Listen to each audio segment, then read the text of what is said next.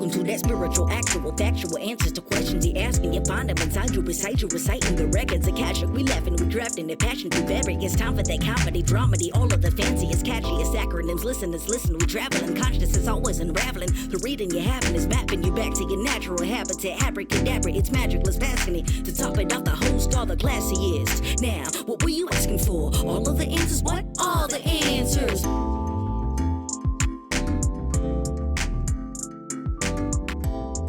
I have a big reveal for you today. Okay, I'm recording and I'm recording. I got it all, baby. You got it all. It's all happening. Right on then. Here we are doing the thing. Good morning. Do you see that there's this animal? What's going on? Oh no. Did you adopt a second dog? So Sarah, my sister, is the Pied Piper of animals. In the following sense. In 6 months, she and her girlfriend have had 3 animals follow them to their house. Okay. Well, okay, to be clear, the first one was Pody in Bolivia, who followed Sarah up a mountain, and then she took him back, and that's her dog. A couple months later, Cecily, Sarah's girlfriend, was walking Pody on the streets of Jacksonville, Florida, and a cat that is now named Garbanzo, which is the cutest cat I've ever seen in my lifetime, followed her home and was like, nope, I live with you now. And she was like, okay. Then 8 days ago, Sarah was on a run, and this little beast had been left in a kind of wealthy neighborhood with a bowl of food on the side of the road. Whoa. And Sarah was like, what? And he was just shivering, and then he wouldn't let her leave. He followed her, and she was like, I got to take this dog. And he came home. Problem is, she has a designer dog coming in March. So she was already going to be a 2-dog, 1-cat house. And this guy showed up. So she was like, so what do you think, Katie Rubin? You've been talking about a second dog. And here we sit. Well, there you go. You might have just rooted yourself to Jacksonville. I feel like a second dog is like not moving around all the time now. Maybe, but you've met me before. That's true. You'd make it work. I mean, he's a puppy now. I'm looking at him, but he's going to be a large Labrador at some point, right? No, he's Chihuahua and like terrier. Oh, wow. Show me him again. Yeah, here, I'll show you. Wow. He's a little tiny. Okay. He weighs about 8 pounds. Aw. These are his little paws. This is his little face. He's very lovable. He's very just like, I love you. How does the other one feel about him? Did you forget Squeezel's name? Yeah, for a second. Hey, just for the record, everybody, it's 7 a.m. my time. So I'm still waking up, but I'm actually feeling fine. Woke up 6:30, got ready. Here I go. Let's do this. God, you're amazing. I hear that sentence and it makes me angry and sad. Got up at 6:30. Yeah. Oof. She has been surprisingly, the first day she was rah, rah, rah, when he would come near her. And she still does that if she's not in the mood. But to everyone's great surprise, she's been romping with him. Oh. And she'll even initiate playtime, which is very like not her style in general. She's been fucking playing and cuddling and cute and like, yeah, sometimes nipping at him. So it's like, I don't know, they're finding a vibe. I have like 80 videos of them running because it makes me happier than anything on earth. Yeah. And how does she with the whole, wait, that's my lap thing? You know what's interesting is lately she's been very like right now you see her licking her butthole over on the... Yep. Good thing we described it. Yeah. She's licking the hole where the butt is and the poop comes out of it over on the, what's that called? Beanbag chair. And she's been doing less insisting on the lap. But the thing is, whenever she wants the lap, she just takes it and it's fine. All right. And he's like, okay, I'm smaller. And he moves. He's super not smaller. He's half her size. Is he really? Yeah. I guess there's a weird camera angle thing going because he doesn't look... Yeah. Maybe the thing is, it's not half her size. He's about 9 pounds and she's about 14 pounds. Okay. But she's also, that's all in chunk. That's all neck chub. He's just like a little puppy with no flesh yet. Also, he has to go to the vet and we have to get him checked out. And we haven't done any of that. It's just been like surviving making sure they go out and eat. And that's my only hesitation is like, at first I was hesitating on like, will Squeezel like him? Because I'm not going to do anything that makes Squeezel's life shitty. Yeah. Like, I'm obsessed with her. She's the queen of the universe. So if she's not into it, he's got to go. But she's not seeming that way at all. So now my only thing is like, I'm exhausted. It's a lot of work. Fucking puppy. Yeah. Crazy. And then like, I'm supposed to go to California for a full month in April. I'm like, where are these dogs going to go? And then I'm like, well, there's options and figure it out. Yeah. What are you going to do about that? There's this website I found out about that let's plug it for people. Let's not plug the one that lost your previous dog. No. Different one. Sorry to bring that up, but... That's okay. This is called trustedpetsitters.com or trustedhousesitters.com. I feel like that is like them really leaning into something. Like, by the way, we're the trusted one. Yeah, I think it's trustedhousesitters.com actually. And it's really cool because you put your house and all pictures of it you build like a profile for your house, almost like Airbnb style. And then people agree to come take care of your house and or your pets for free in exchange for getting to stay in your house. So it's usually like travelers or people who are just like, there's a guy who lives in St. Augustine, which is an hour away. Who's like, I like coming to Jack's. I'll stay with your dogs. And I'm like, all right. Because then you're not having to get a hotel. So for me, I meet them at least twice, and go like, who are you as a human? So I did that once with Squeeze when I went up to New York. Some people stayed at Sarah's house. They were a couple from Austria, maybe. They were the nicest and it was great. So maybe I may have someone stay here with them. Very promising. That makes the most sense rather than sending them somewhere else or boarding them. Yeah, absolutely. Just have a person. I couldn't survive boarding them. I couldn't do it. But I could leave them with Sarah, except she's going to have 2 dogs and a cat. So that'd be 4 dogs and a cat, which feels like a lot. So that's the big news over here. That's the big update there. That was a good reveal. Just for the listeners, what happened was Katie pointed to Squeezel behind her.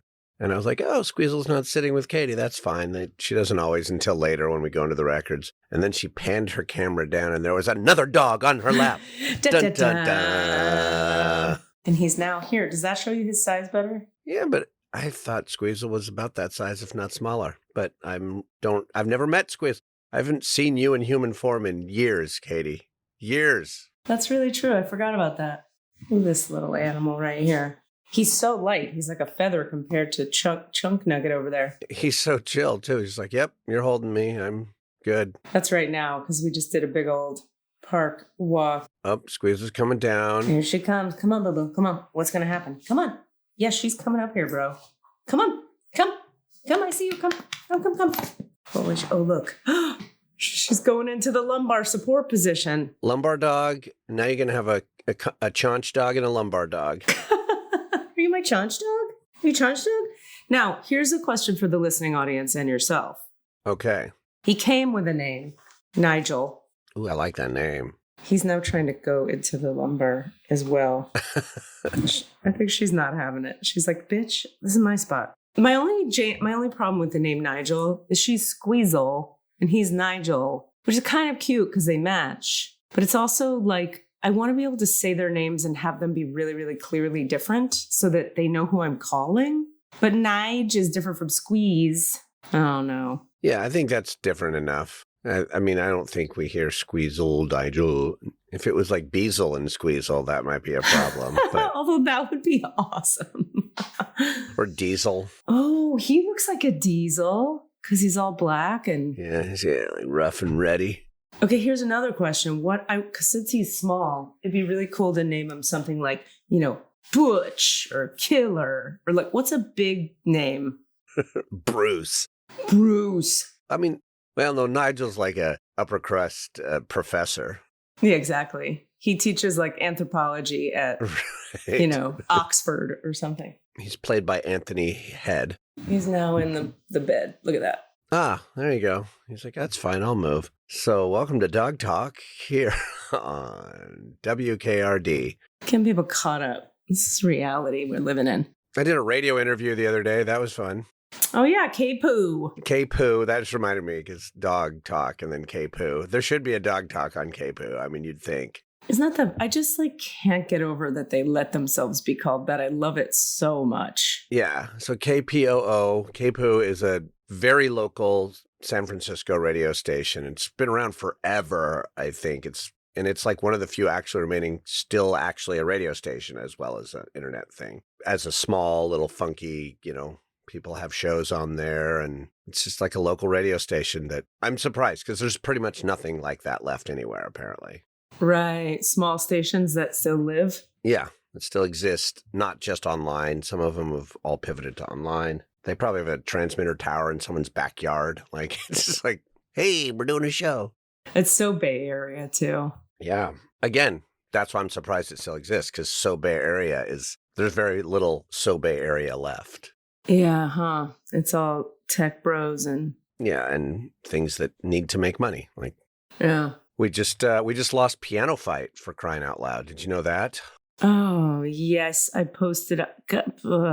So Piano Fight was Tell the people, yeah. I mean, it started out as a bunch of kind of broy bros who put on what I'd call beer theater, where they just get together in a little funky place and throw beers to their audience and do comedy shows. And then they just gradually put in the work and then did a huge thing where they raised $1 million and did a huge renovation of a building and made this community hub with a bar and a restaurant and 2 theaters, a smaller and a bigger theater, plus a lounge area in front with, restaurant and bar and music. And it was this total community space where people could rent it and do shows and anybody could work there. And it was a really great thing. And then right when the pandemic happened, they were working to take over a space in Oakland and make Piano Fight East. Oh, I didn't know that. Yeah, what used to be, or Piano Fight Oakland, which used to be the flight deck where we rehearsed. Oh, yeah. Fuck yeah. And they took over that space and then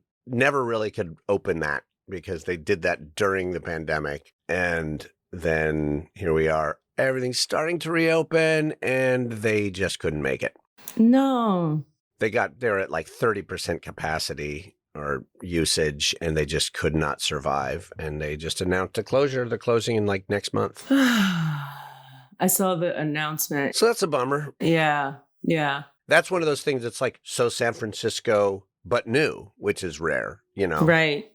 Something that was new, but still felt like part of the community. Yeah. Bay Area vibes, but new. Rather than 70s holdover Bay Area vibes. Which is what a lot of the funky... There's still some funky spaces barely clinging to something that are like that, but most of those are gone too. What about, what's his name? The Garage, Joe Landini. Yeah, I don't know. I don't know. I could look it up. Because he responded to that post. I think he might have taken over the Nob Hill, or the theater that's right there on Eddy, that was a porn theater that was basically just... It had been shuttered forever and was a major street spot with people doing drugs and laying out right in front of it. I was like, how is he going to do that? Open a space. And right across the street, the Exit Theater just closed. I mean, we lost. They did? Oh yeah. They closed about a year ago. I did not know that. Yeah. That's huge. That sucks. That's a big deal. Yeah. Exit Theater is a landmark of Bay Area funky theater. So, yeah, we're losing a lot of spaces, and improv has taken a big hit. The Exit was Leela Theater's sort of residency spot, and Piano Fight with some other theater companies' resident spot. And yeah, we're not going to have, we don't know where the funky improv shows are going to happen anymore because, no one has the thing like you guys got there in Jacksonville, your own theater. These guys I have to tell you, I do not understand how they're doing what they're doing. We have had 5 weekends in a row. It happened right at New Year's Eve. New Year's happened and then the numbers shot up. Sold out shows, at least 2 sold out shows per weekend out of 4 possible ones for 5 weeks. It's awesome. And we're all like, this is incredible. And my stand-up class is full of people and their improv classes are full of people. It's a trip. I was saying to Alex backstage the other night, you guys are killing this. I don't know what you're doing or how, but it has everything to do with who you both are, because what other explanation is there? Like, you're just killing this. And it's not at a time when, also Florida is very different though. Like right now, Jacksonville is booming. Like everything is expanding in Jacksonville right now. People have moved here and now it's becoming a different thing and it wants to wake up. But I don't know. It's having a moment. So part of it might be that. I don't know. I'm just very impressed. I can take zero credit for having anything to do with any of it, except that like we're doing cool stuff there, but like that's nothing to do with us. I think it's those two guys. Like, I don't know. People working in alignment with themselves somehow. Yeah. And they're like very hard workers, both of them. And there's constantly a class and constantly a show, but it's also high quality. Yeah, that's the key. They're not just churning shit out. No, it's also like they have a real ethos, and our rehearsals are like getting people in line with the ethos, period. That's good. Having a vision is pretty damn important. Exactly. You're freaking out, small dog. You need to take a breath. We're talking about stuff. Okay. Slight segue, just something I wanted to share with you. Really awesome experience I've had in the last week or so, a few times, that speaking of like doing something that's in alignment. At rehearsal, I've been in rehearsal for this show, and I've talked about the sort of overarching like beauty of how we're working, and that process has been its thing, and we've had that discussion, and that's fine. But the secondary thing was happening a lot this week, which was, so one rehearsal, it was just a Zoom rehearsal, which usually fucking suck. We hate them, but they are what they are. One of our actors is still in Canada. He's coming down this week. And so all of his scenes, I rehearsed with him on Zoom. But I went into that rehearsal with a big old headache, fucking not looking forward to it. Just like, I have a headache. I hope I feel okay. And I'm going to be staring at a screen. That's not going to be better. End of rehearsal, headache gone. And I just knew it. And it was a good rehearsal. We had a great time. We were just like trading ideas and enjoying each other and just da. So that was just notable. I was like, oh God, I got to say, you guys, started rehearsal with a headache, feeling shitty. I'm leaving feeling happy. That feels good to note. And then not yesterday, but the day before, I'm just trying to decide how much to share about what happened beforehand. Something intense happened. Yeah. A friend got attacked by a dog, and I went to help with that process, dealing with that process, like knocking on the person's door to see if we could get them to tell us what shots this dog had had. And oh man, it was bad. Yeah. And it was so, but then I was like, I have to go to rehearsal. Are you okay? Yes. Okay. And I went, but of course I'm fucking still like full of adrenaline because dealing with that and just like, and also having to confront someone about their dog. They didn't answer their door because they knew what was going on, and we left a note instead. Of course, I'm feeling awful going to rehearsal. Like, how the fuck am I going to do this? And, I get to rehearsal, I love my cast, and we're really good worker, and it's a good vibe and all that shit. And I, kind of blurted out what was going on. It's like, okay, this is what's happening, blah, blah, blah, blah, blah. But then Erin was like, we got to get to work, because I was late anyway. It was like, she was a little bit like, sorry, but we got to get to work. And we got to work. We ran the scene that we were working on one time, just drained. I was clean again. Like just doing the work that I'm supposed to be doing in alignment with myself in a way that I feel good about. That was fucking medicine. That's what it was. I was trying to say it's therapy. I was like, it's not therapy. It's medicine. Oh, it's nice. It was really like, I get teary talking about it because it was really, really palpable. And I'm realizing like most of the time at rehearsal, whatever else is going on, I get there, I'm done, and I'm like, I'm happy, Things are good. Yeah. Things are good. And I'm not stressed about the show. Other people are a little stressed, like, oh my God, we only have 10 more days. And I'm like, yeah, 10 more days. It's fine. It's fine. We're just going to do the show. You guys are good. Everybody's good at what they do. Well, you'll learn your lines. It's fine. All that shit. And so, yeah, just feeling really good about, and in comparison to the toxic soup that we were swimming in with the previous show that the show that went so wrong. And even that one was working with people I adored, -1, on a show I wanted to love, but at no point could love. So not in alignment. Right. Nothing about that process was in alignment because we were being pushed out of our alignment constantly. Yeah. Abused. Yeah, we were being abused out of it. Like, we're trying to do it here. We're doing it this way. Oh, no, you got to do it this way. And like being pushed off of that center. So never having that feeling. And now having that feeling, just like reminding myself, like you did with, your show, like, oh my God, the community theater vibe of like, we're putting it together. Whoop-de-whoop-de-whoop. Nice. That's cool. Good for you. Yeah. That's awesome. If there's a topic there, but just pushing that on us. Well, alignment is always the thing, right? When things work, when things are correct.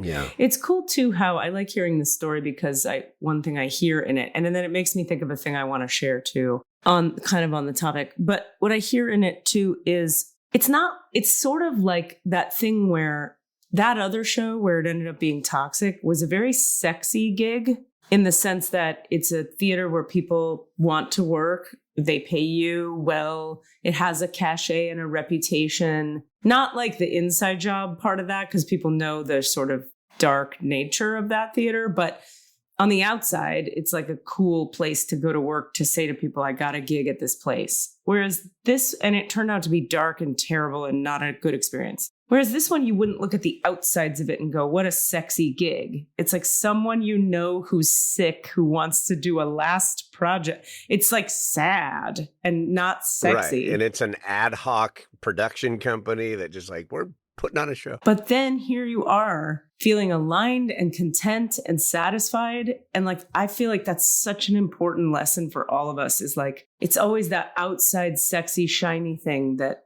you think you need.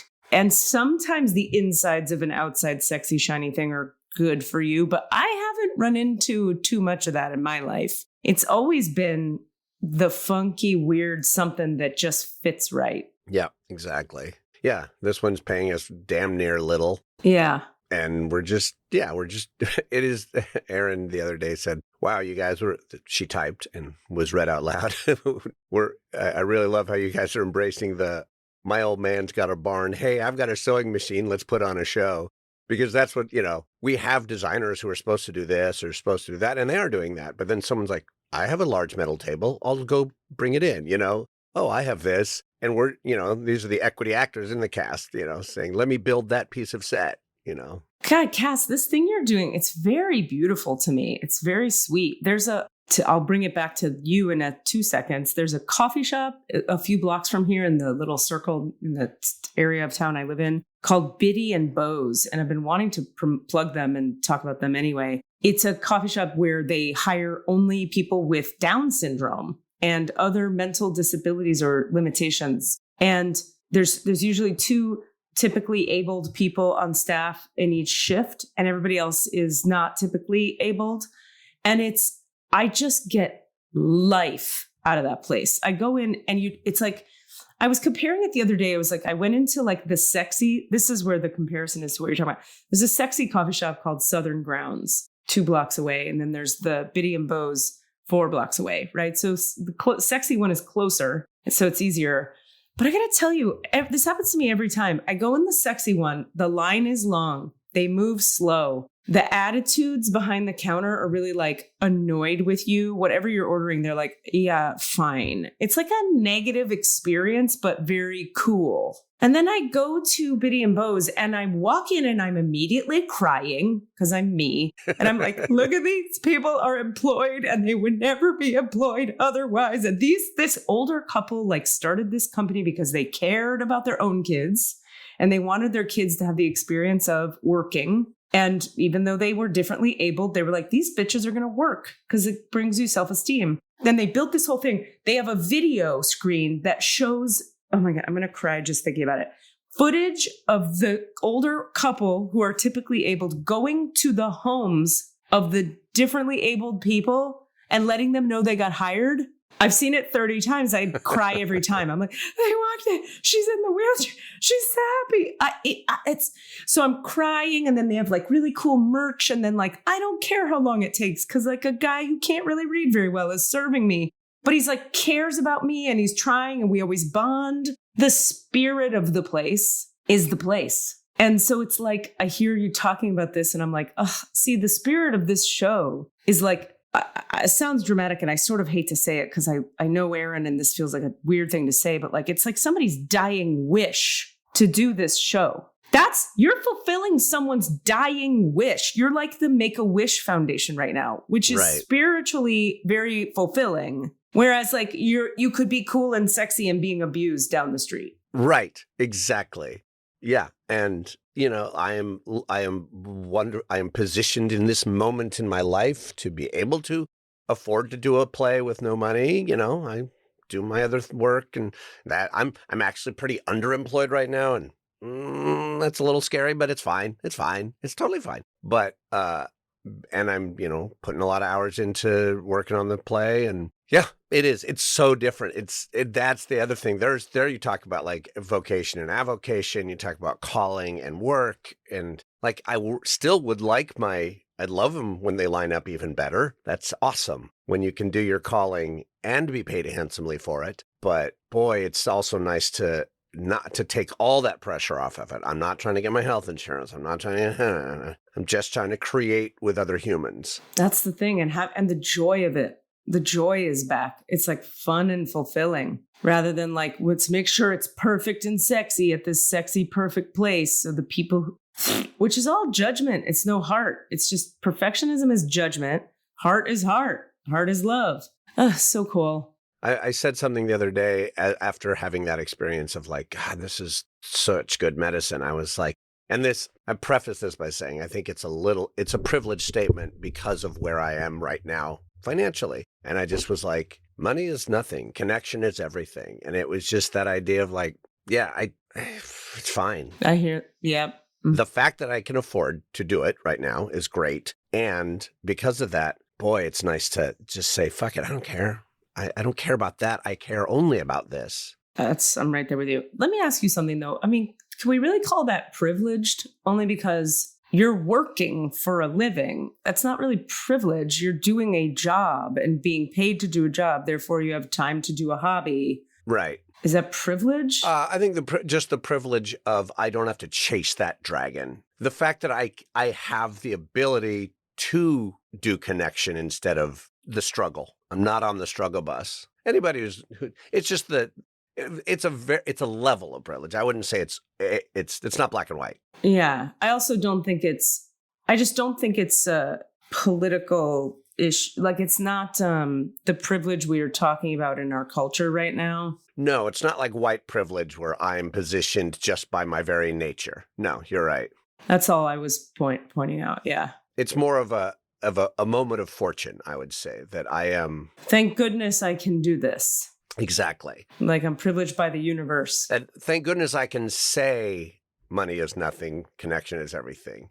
I couldn't say that, 4 years ago when I didn't have a bunch of money in my bank account. I don't think I could have said that. I would like to have been able to say that. It would be lovely to reach for that. But I would be like, well, that's nice, but I actually need to pay rent. You want to know something interesting to me too, to add to this that I've been experiencing? Like I would take it like kind of next level spirituality as I do, is I keep having the experience where here I'm like, because me in the past, I've always been like, I don't even show up to a rehearsal unless they're paying me. Like who was it that used to give me shit? David Beatty. When I was in acting grad school, I was like, I am getting my equity card immediately and I will do no things for no money. That's fuck you.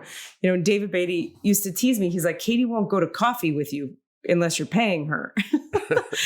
And I thought that was very like esteem oriented. And I still agree. Like you got to prioritize getting paid. Otherwise you're struggling in life. But I've been finding here that all this creative stuff I'm doing, if I were listening to my mind would say, I don't have time to do all this because I've got to focus on making money. But then like, I'm not even thinking that at all. And I'm super busy doing all these non-paid things. And then all this money is happening through my business and through creative stuff and through other stuff. It's like the thing of this is a very human design / consciousness teachings kind of idea that like, if you're just functioning correctly and fulfilled and pursuing what you love, like the rest of it comes. It doesn't seem logical. The mind would say like, just sit home and worry about money or be making money. Those are the two options you have.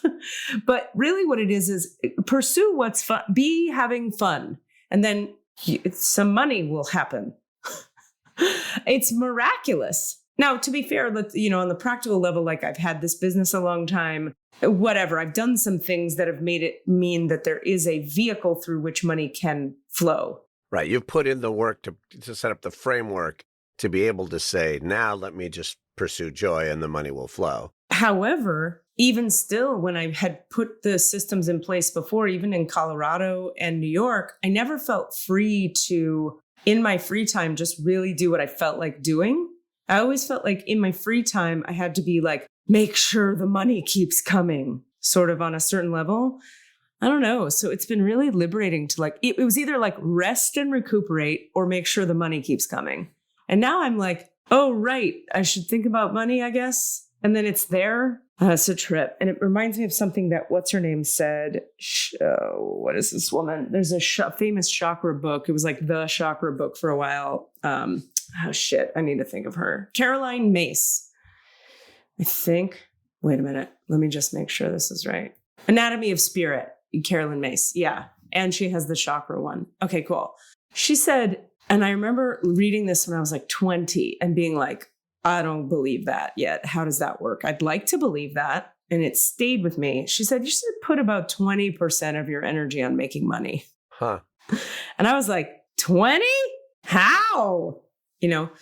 And now back to the topic of today of alignment. When things are just in alignment, I do find I only have to put about 20% of energy in the money thing. Because like, I'll give an example. Like if I go to rehearsal and have fun there, I'm in a good mood and it elevates the frequency and money comes. Also, if I'm in rehearsal and I'm having fun and I'm in a good mood, somebody there goes, didn't I see you have an acting class? Yeah. And then they go, I'm going to take that.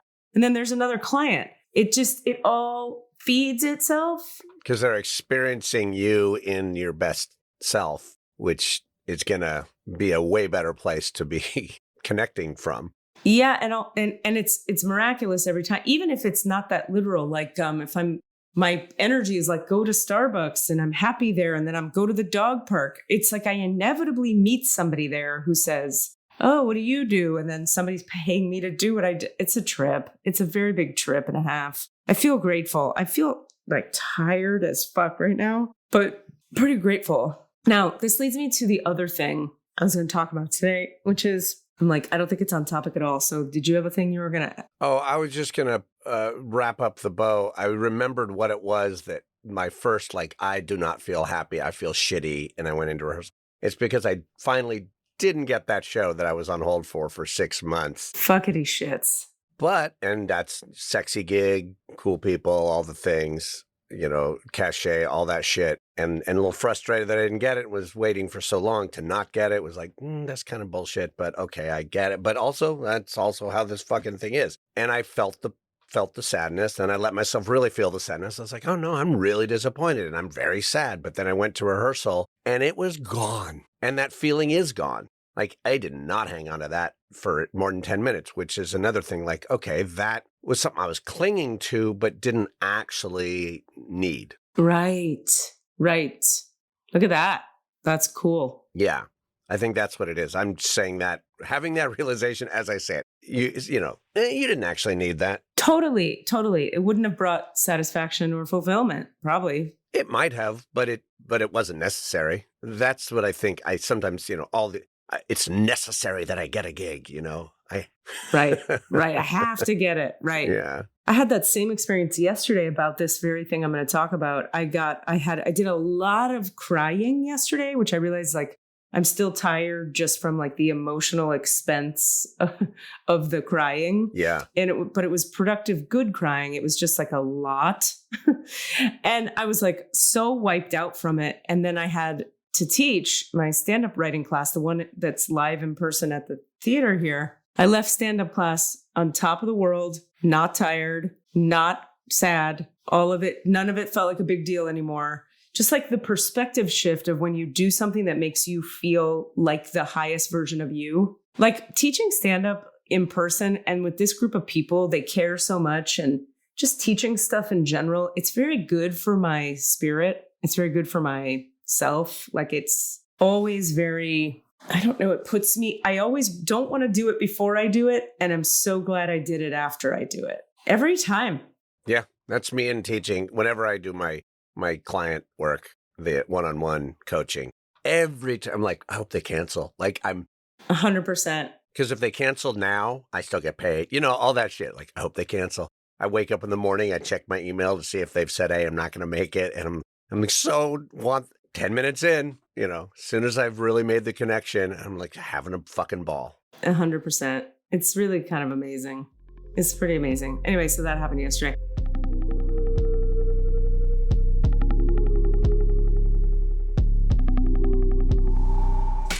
Hey, what's up, everybody? Rami here. So Katie told me that she liked the sign off for my email, which is nothing matters and everything matters.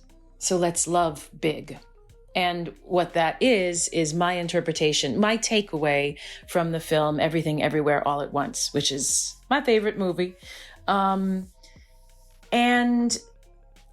so it's Everything Everywhere All at Once is an existentialist film. But up until now, my understanding of existentialism was very white European based. Which is kind of heady, which is very heady and kind of cold without heart. And this movie, which is totally spiritual also, is an existentialist movie, and it's all heart. And that is an existentialism that I am here for. Anyway, Rami's rules. Let's talk about the crying. This is where I'm trying to get to. Yeah, why were you crying, Katie? Would you like me to ask? Hold on. Katie, why were you doing so much crying? You don't have to do that. It didn't feel genuine. Let me try it. Let me take it with a different, hold on. Okay, different back voice. to one. Okay, back to one. Oh, Jesus, why were you doing all that crying? No, not almost. That was close. I believed it. Oh, damn. It was the intro wasn't right. Hold on. Cassidy's having a moment, everybody. Wait. Katie, why were you doing all that crying, though? Well, that was aggressive, that one. Okay. I feel judged. Okay. Hold on. I don't want to just gloss over that, but why were you doing all that crying? Oh, good question. Thank you for asking. I appreciate your care and attention about my emotional state of whatever the fuck. Why was I crying? Okay, so I'm going to start with the lesson of it, and then I'll go back to the details. I wonder if this ever happens to you or folks listening. This feels like a very unique to me thing, but I don't know. So I want to do a reality check. I sometimes, when I'm having a hard time with a person or words they're saying to me or how I feel in the dynamic, radically overcomplicate the way I talk about it with them. And then by the end, we realize, oh, all I had to say was, can you not say the letter T next to me? Like, there's always like a very simple version of what I could have said that I start at this like zoomed out, macro, deep, like philosophically aware layers of consciousness. Okay, I'll give you here's what I mean. I was experiencing, there's a trigger I have over and over again with one person in the theater.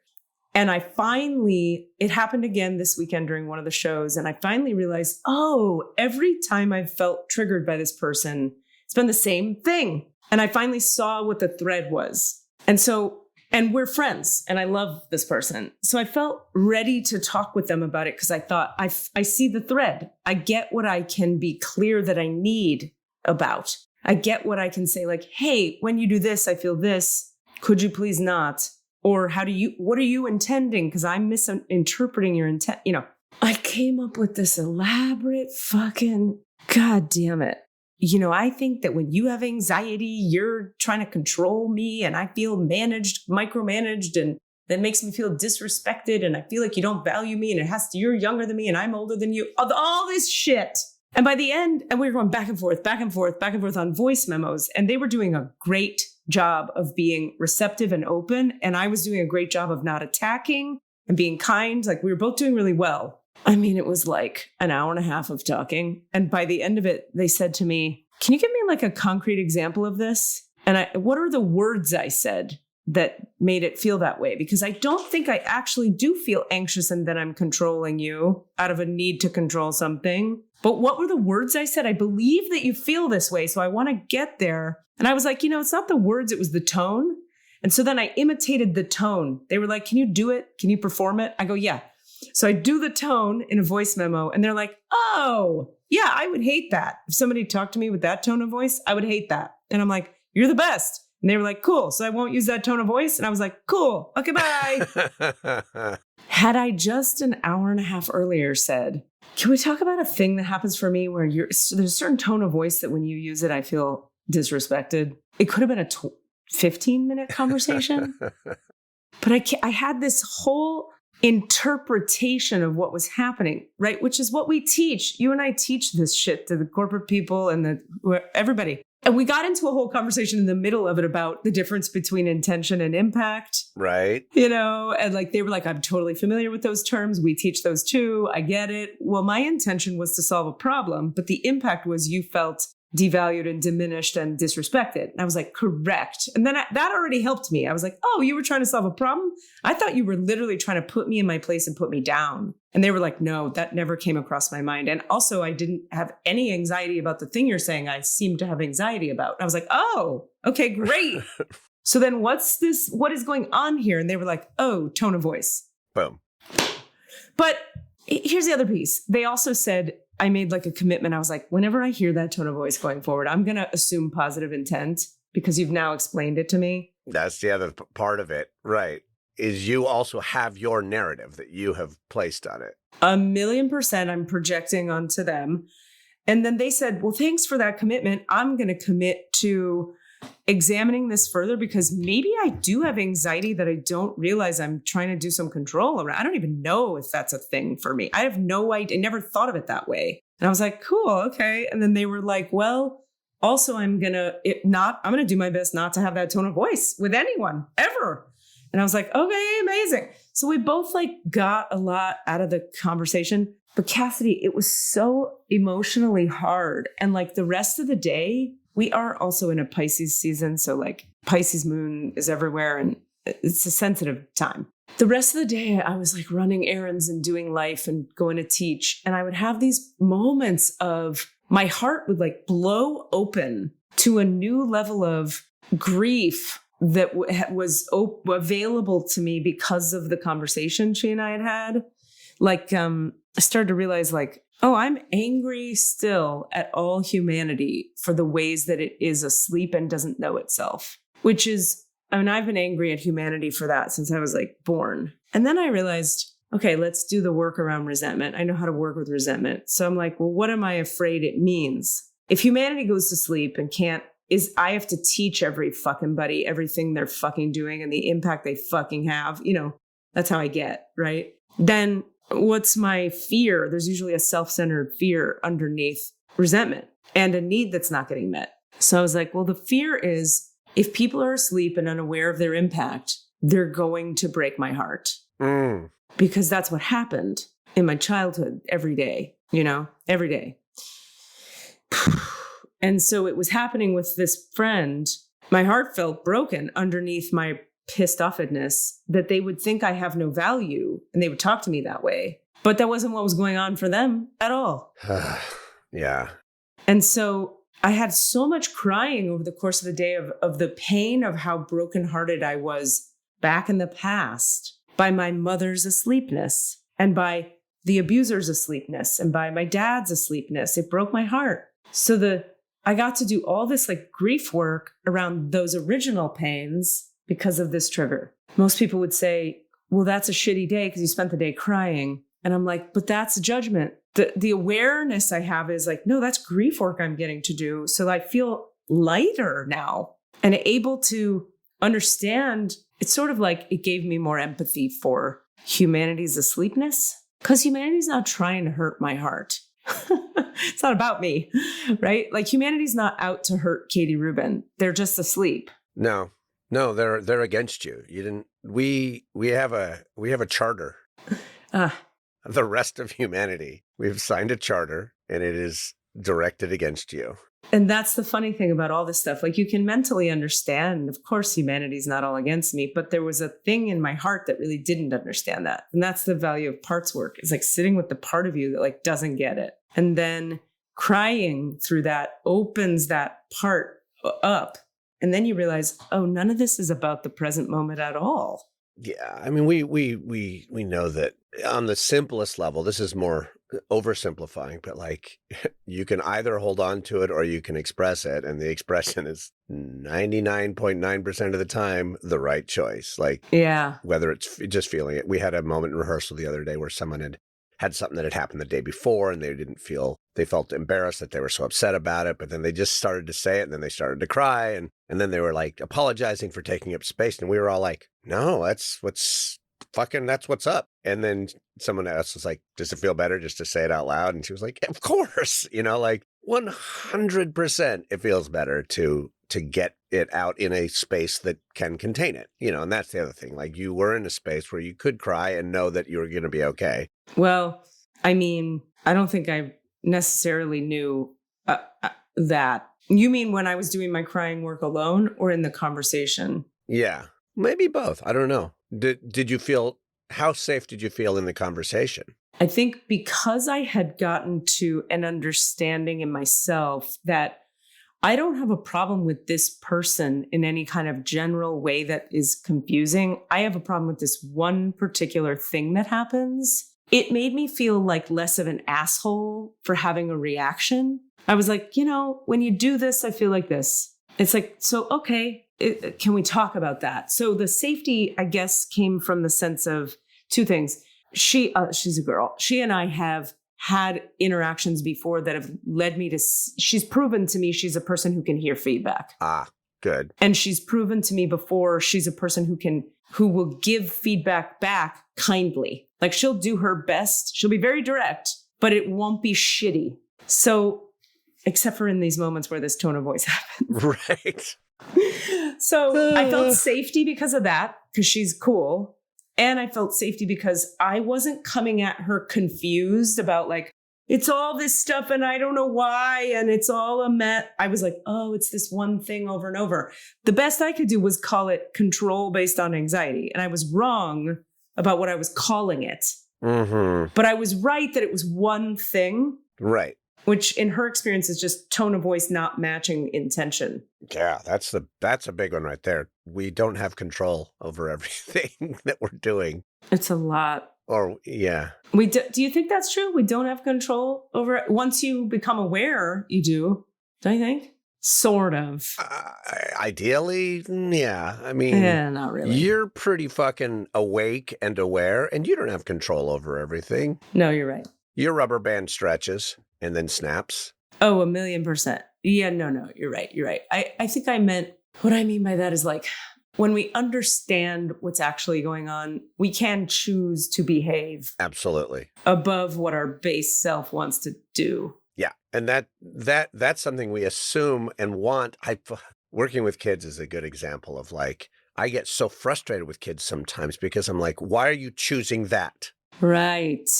And I'm like, oh, you're not. Right. You're not choosing that. Right. You're just doing that. You're just doing that because you've got so much going on. And Catalina was teaching some kids from a pretty intense, in a neighborhood where there were a lot of immigrants with a lot of really intense stories and like shit. They have seen dead people, like shit is bad. And, but then she's getting frustrated with them for not being able to sit still and listen and do this, voice and movement work in a 4th grade classroom, but then like having to really step back and just realize, oh, this kid has so much trauma. How can I let them go over and play with the toy in the corner and then bring them back in? Like, but that's a lot. That's a lot to ask of the teacher to be able to manage everybody's different story and everybody's different trauma. But at least we can not be like, God damn it, what's wrong with you? Yeah. Because we know the answer. We're like, I know what's wrong with you. But each individual human, not just the super traumatized ones, because everyone's got fucking trauma from 100 different directions. Like, it's so hard to be patient to everybody's individual oopses. So hard. So we still need to hold people to a baseline of like, okay, but can you not be an asshole? Like, that's like, yeah. How do I hold you to that standard at least?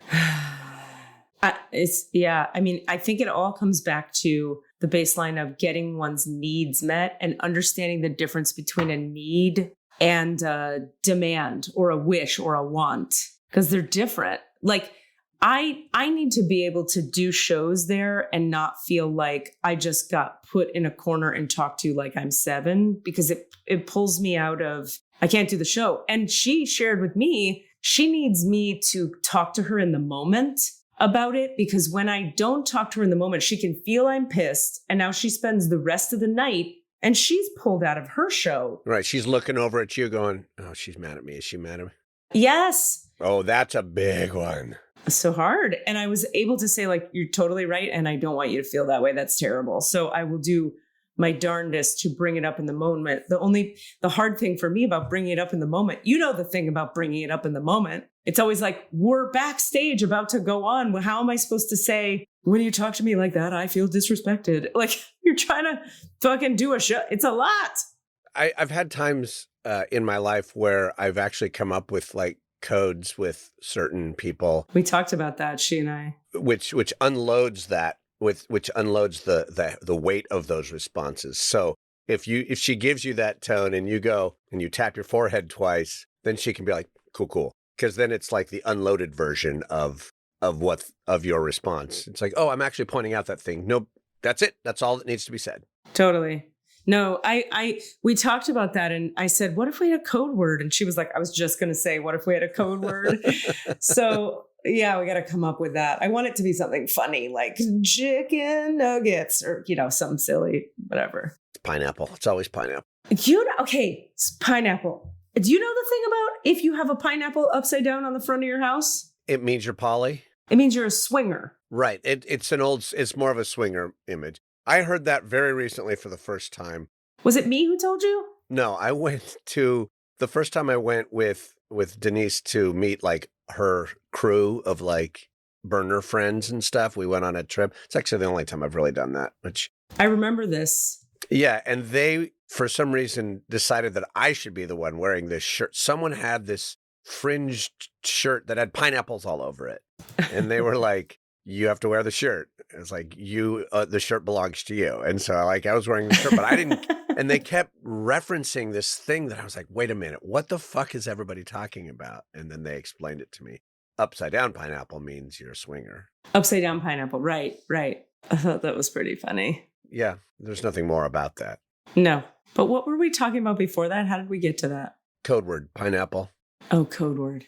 I've been using, and it's a favorite new practice that I'll share. If I'm teaching a large workshop or a rehearsal, I developed it in my rehearsal. It's not a new idea, but it's having a safe word or a code word that anybody can call out at any time. And when that word is said, everyone just has to stop what they're doing and take 3 breaths.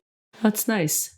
And then someone will ask, does anybody need anything? And most of the time the answer is no. It's fine. We can go on. Because the breathing. Right. But it's something you can use if you need to, like, that triggered me, right? Hold on, I'm feeling not listened to, or I'm feeling like we're going too fast, or this intimacy moment is scary to me, or any of these things. And you can just stop what's happening. And, then you could use it to say, okay, I was actually trying to make a point and no one was listening, so I wanted to get some space to say it. That's fine. Or you could just say, no, I just needed a moment.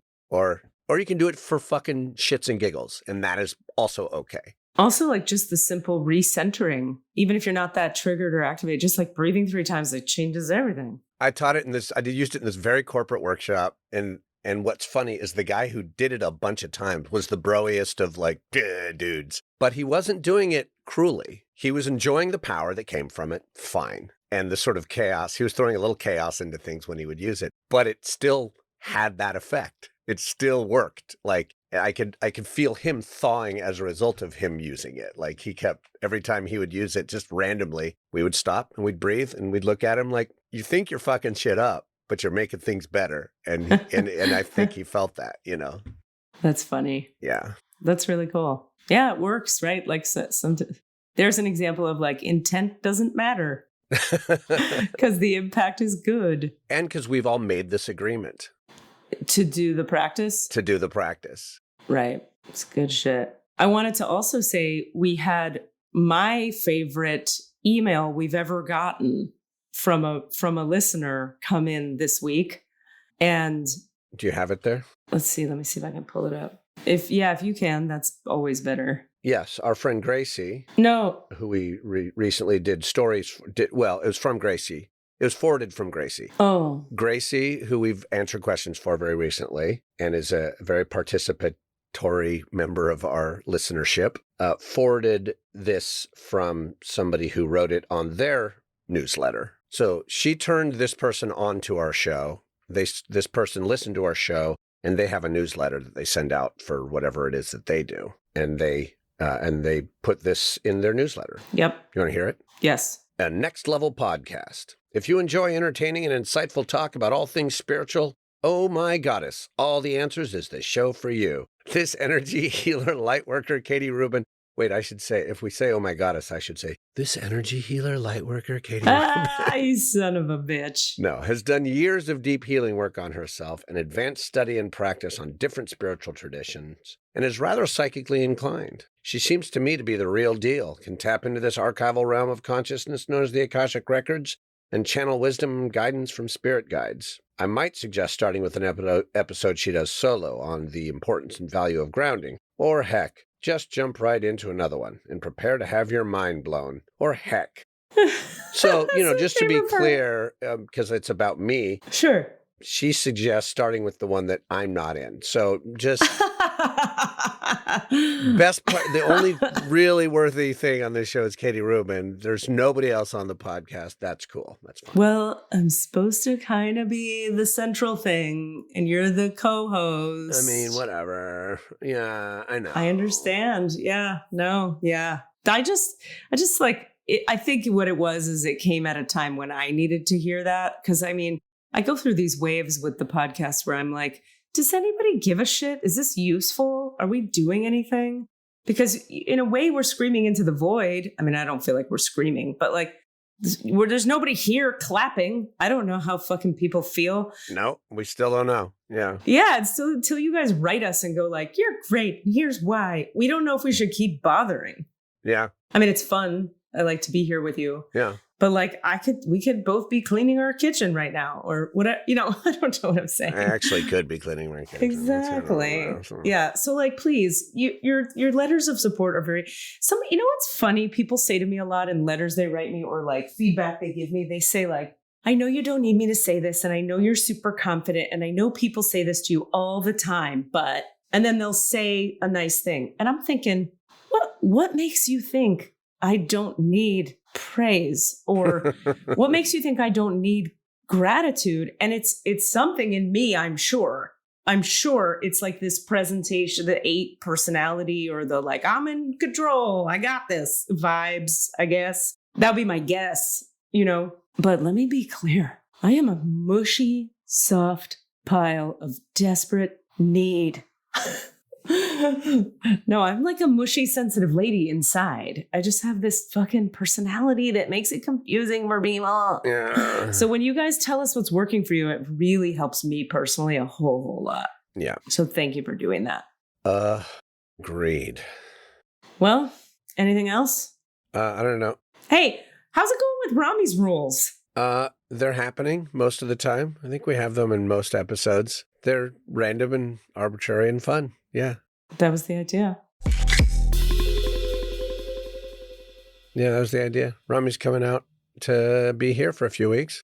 Yeah, I hear that. Yeah, I've been hearing about that. That's cool. Because it's the theater project, Black Women. No. It's House Full of Black Women. They sent me a video yesterday of rehearsal for a dance piece they're in. In New York. Yeah. Yeah, in New York. That's African dance. Yeah. I think it's Ashe Dance Theater. Looks amazing. I was like, first of all, I was like, I need to be in the room when this happens live. Secondly, which I don't think I can be. Secondly, I was moved. It was so moving. It was so alive and well choreographed and emotionally activated and spiritually awakening all at once. I was like, this is some shit right here. It was fucking cool. Yeah, that's the world in which performance and ritual, there is less line between.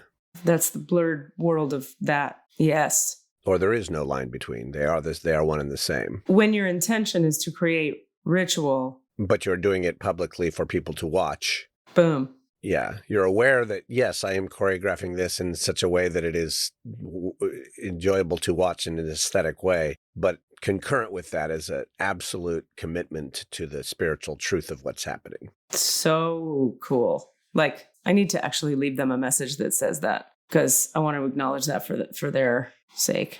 It's really an effective piece of ritualistic theater.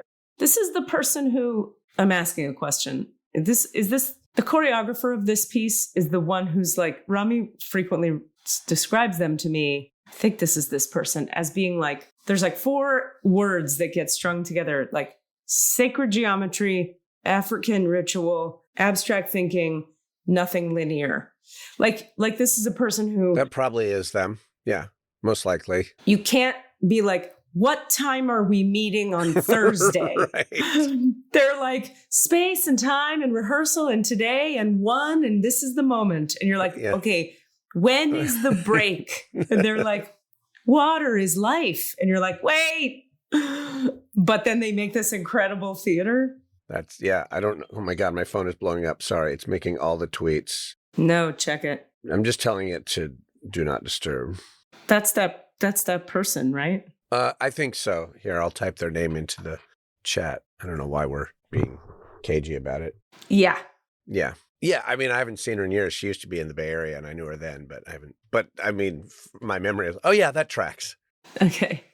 Well, it's that problem of some genius. Some genius is really hard to pin down and rein in. It's, I think there are some good partnerships that have, my example would be like Wavy Gravy and his wife Jahanara. Like, one cannot exist without the other, because Wavy does not have his feet on the ground here. And I used to get frustrated by that. I'd be like, what the fuck? Why does she have to be like the codependent support system for this fucking star fucker? Like, that's me being at my harshest.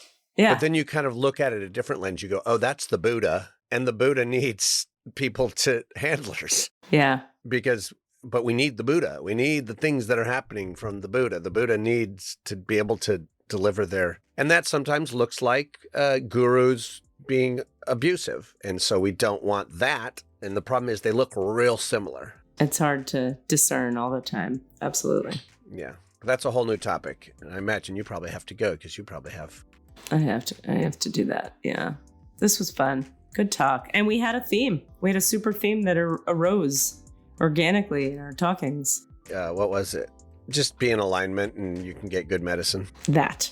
Good medicine from alignment. Back into the records soon. Also, if you give people feedback, keep it fucking simple. Don't be like me. Don't listen to me. Don't be so messy. Ugh. Oh, it's hard. We are all very messy humans. Do your messy work. Do your work. I would like to get in the records next time I'm feeling it. Good. We'll do it. Okay. I love you. Love you. Bye. What are you asking for? All of the answers? Say what? All of the answers? Yeah, all the answers. Hey guys, thanks for listening. We'd love to hear from you. Please email us with your questions so that we have questions to answer in the Akashic Records. Our email address is allanswerspod@gmail.com. That's allanswerspod@gmail.com. And if you'd like to find us on Facebook or Twitter, it's @allanswerspod, @allanswerspod. Thank you. Mixed and edited by Desmond McNeese for We Mixed It, LLC. Go to whatsoundsawesome.com. It's where your poop comes out.